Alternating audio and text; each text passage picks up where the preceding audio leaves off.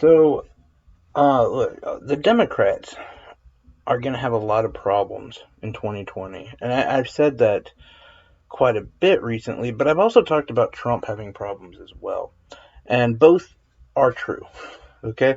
And I want to be as clear as possible on this. Right now, the Democrats have a good chance of winning, um, but only because of the pandemic and because of Trump's rhetoric right now. A lot of people, I think 60 to 70% of the country, are actually afraid of how fast we're opening up. The senior vote is rapidly moving to Biden. All these things are 100% happening. Uh, but how is the momentum gonna be by August or September? That's a really good question. And the fact is, we do need to open up. So I do wish that Trump was careful with his rhetoric, because the more he kind of has that loaded machine gun, balls to the wall, mentality, that's what scares a lot of people, and naturally it causes them to push back against it. But without a doubt, we do need to open up. We just need to do it safely and intelligent. Um, but I don't know. Yeah. Uh, if we recover or start to come back to some form of normalcy and there isn't some major second wave of COVID that hits, I think without a doubt Trump has us in the bag.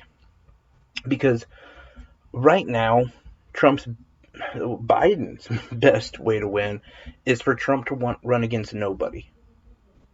Because enough people are going to vote anti-Trump. That's really it. The more that Biden gets out there and shows who he is and his people, and, that's been one of the arguments is, well, we're voting for the cabinet.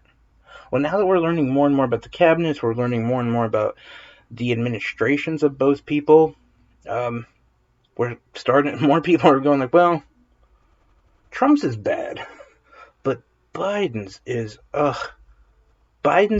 2012. Biden's is more problems that a lot of people can't handle, and honestly, a return to mediocrity. We're never going to actually change anything. We're going to pander to a lot of groups, and we're gonna talk about a lot of problems. Which, by the way, I think is a bigger issue when you say, "Hey, this is a problem. This is a problem. This is a problem," and then you don't fix it, or you act like you did but you didn't. So you're telling me you know why there's an issue with our economy, but you're not going to fix it. That's basically what you're saying. That's what Joe Biden brings us back to.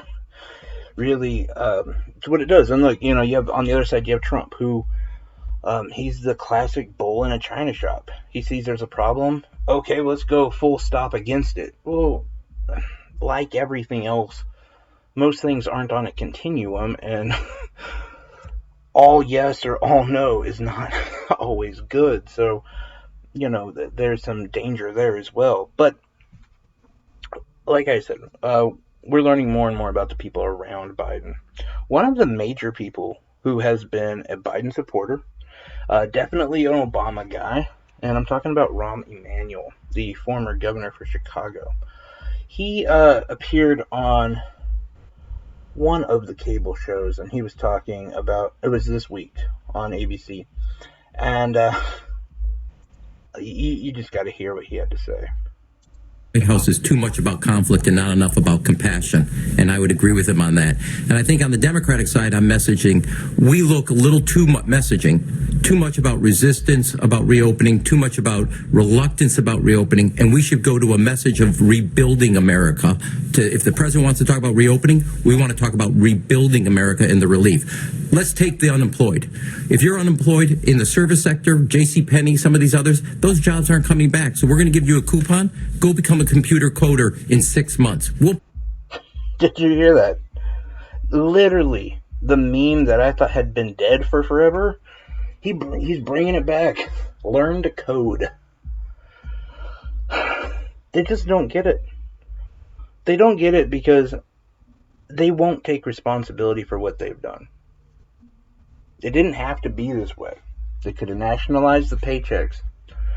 that would have happened, no one would have lost their job. Everyone would still have a fucking job right now. But no.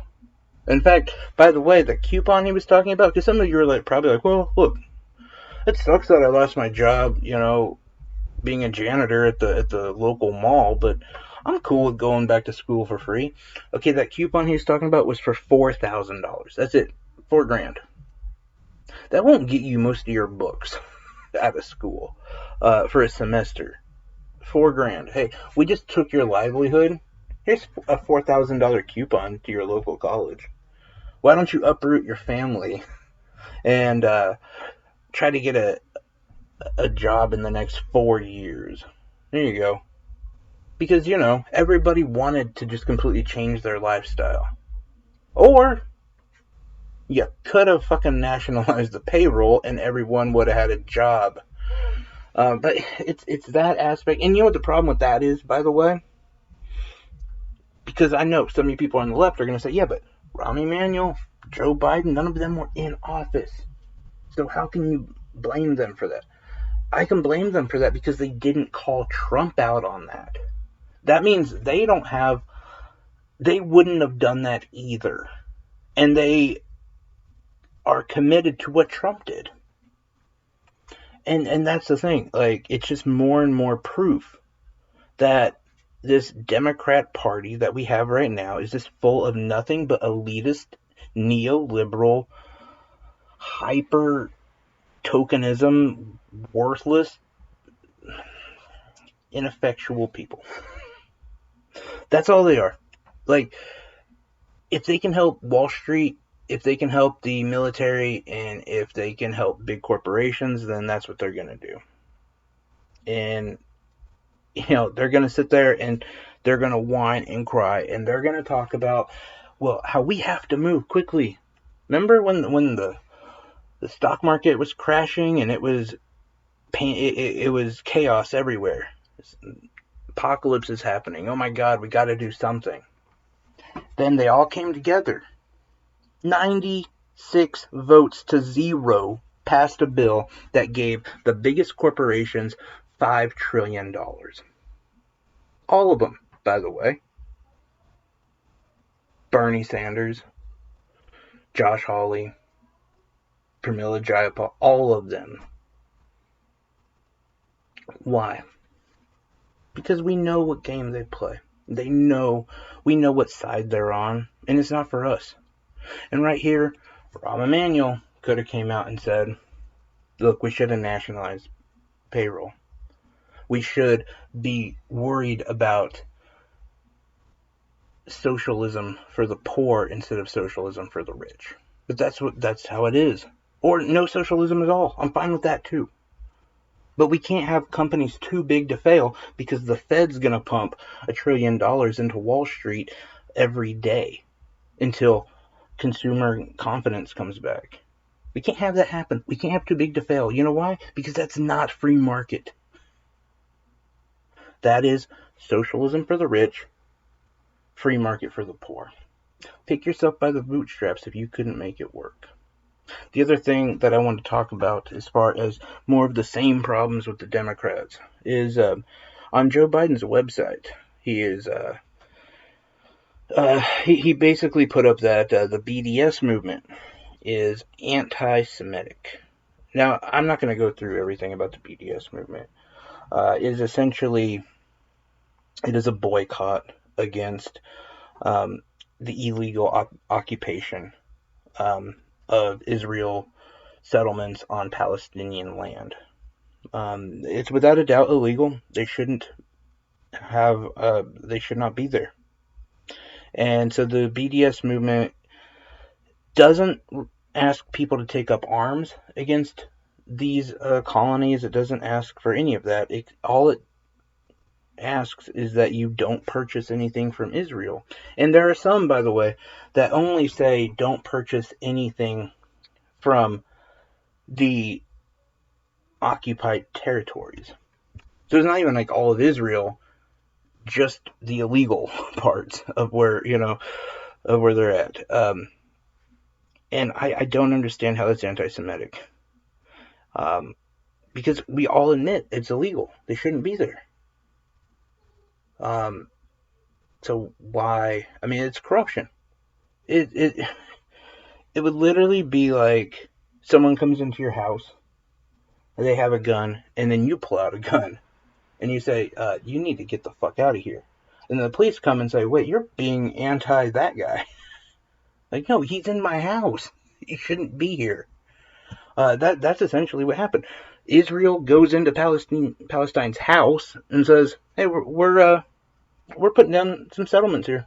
This is where we're at now." And Palestine's like, "No, get the fuck out." And now everyone says, "No, you can't be against Israel. That's anti-Semitic." And why do we believe that this works? By the way, that this boycott works, because it worked in the apartheids in Africa. It has already worked once, and we believe it could work again, but not if you're gonna just bastardize its meaning, and just because it's anti-Israeli government, it's anti-Semitic. There's nothing against the Israeli people, the government. It's the shittiest straw man argument I've heard. But it keeps coming up over and over and over again. And it's not surprising to me that on Joe Biden's website, he's doing the exact same thing. That he believes that we should disband the BDS movement and that it is anti-Semitic.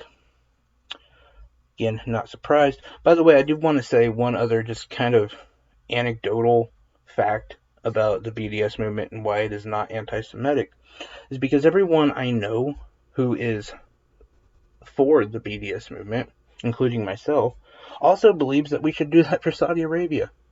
Also believes that if there's any country that is illegally taking up territory that they shouldn't be in, that we shouldn't stand for that. It's not about who the people are, what color skin they are, what religion they worship, none of that. It's just all about justice. And that's all this is. Anyway, guys, hope you guys have a safe and happy Memorial Day. Take care.